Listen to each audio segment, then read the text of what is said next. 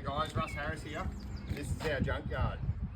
So we've had the thought for a while now that we'd build a car that runs down the strip, does a reasonable time, out of junk sitting in the yard and old parts we got laying around, stuff that we wouldn't use on customers' cars. First things first, we've got to pick a shell. I've got a good one to pick out and we'll have a look at it. Alright, so this one looks a bit too far gone, so we'll leave that one where it is.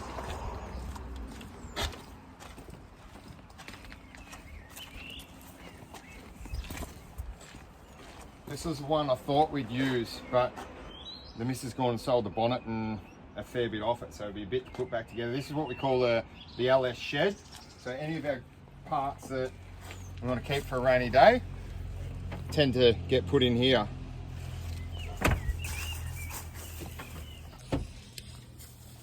So there we go.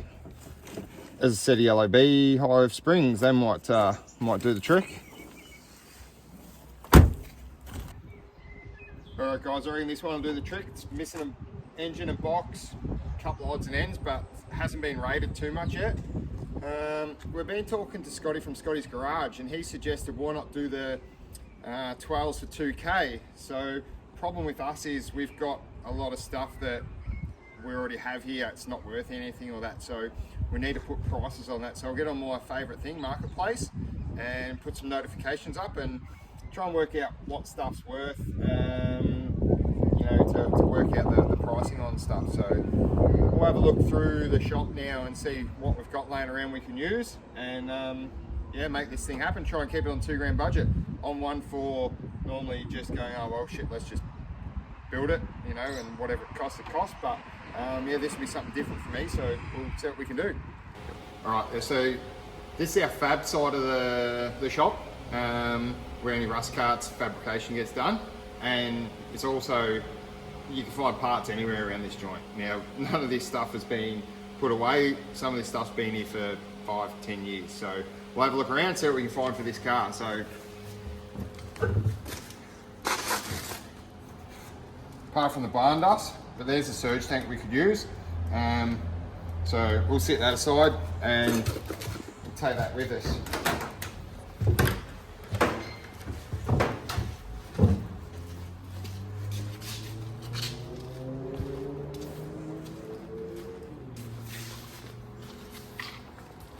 So there's one of the many converters floating around, which I actually don't know where they've come from. We did ring TCI about what they were out of. Some of them were big block, some of them were small block, just random trucks from the States. So we'll give one of them a whirl, and if it doesn't work, we can always swap it out for another one that we've got. We'll work out a value on them. Look, I don't know what they're worth, probably $50 or, a box of beer or something. So we'll give that a go. Don't think there's much else down this end that's usable, but yeah, we've got our machines and stuff here to do some machine work, and yeah, see what we can fab up and make. All right, let's go shop and see what we can find. So over here we got obviously new stuff which is worth money and that to us, but down in here in this box we've got random old fittings or second-hand fittings. There's a lot of them floating around. We're just going to try and utilise that sort of stuff, or make stuff work, things that we wouldn't use on a customer's car, obviously. So we're also, what I've just seen is, mind the mess, here's another one of them tanks. Now these were, if any of us remember, out of my pink car when it was air fired. So it's been sitting for a while. To me it is worth nothing. Those pumps there, we'll see if they fire up. They had methanol running through them probably 10 years ago. So see if we can utilise and reuse those. Likewise, put a price on them. What are they worth? Nothing really. They're not reliable, that's for sure. So keep that one. We'll leave the other one down the back for a later project. Turbo 400, we'll try and get off one of our import guys a cheap 400. They are unknown. I have used them before. Caleb's used them in his car.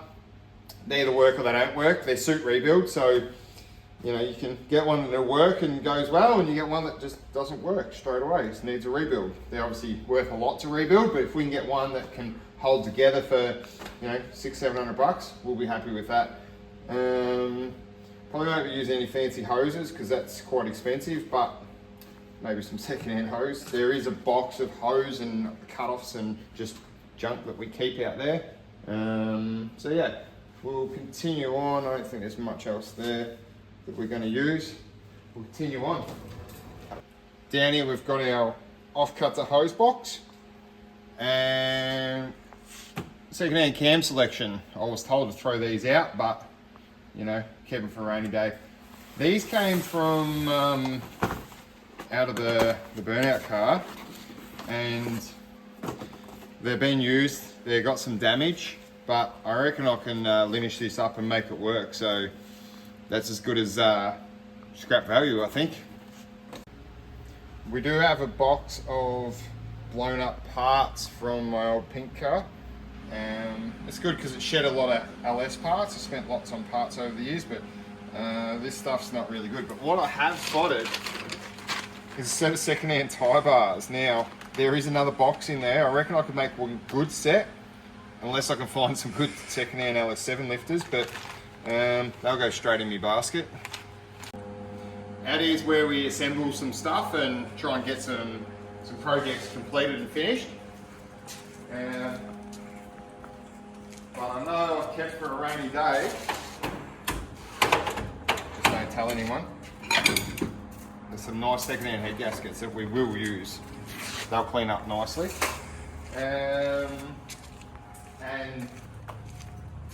yeah, we stock a bit of odds and ends out here. So I know for a fact, I won't grab off, but there's a couple of front mount intercoolers there, just second-hand ones from RB30 Turbo VLs back in the day. I know I've got quite a few of them. There's a heap of alloy piping, just cheap Chinese shit. Best thing about Chinese stuff, it doesn't weigh a lot. Like this manifold here, which I reckon I made a mate swap it over, and I'm pretty sure, because it was going to blow in half, and I'm pretty sure I could get that for a box of beer, but very thin Chinese shit. So we'll keep that one. We'll throw that on it. Alright, so down to the heart. We once needed an engine block, so I rang our importer guys and said, "What? Surely there's an engine floating around that no one wants to sell, no one wants to use," and it was the cheapest, nastiest thing going.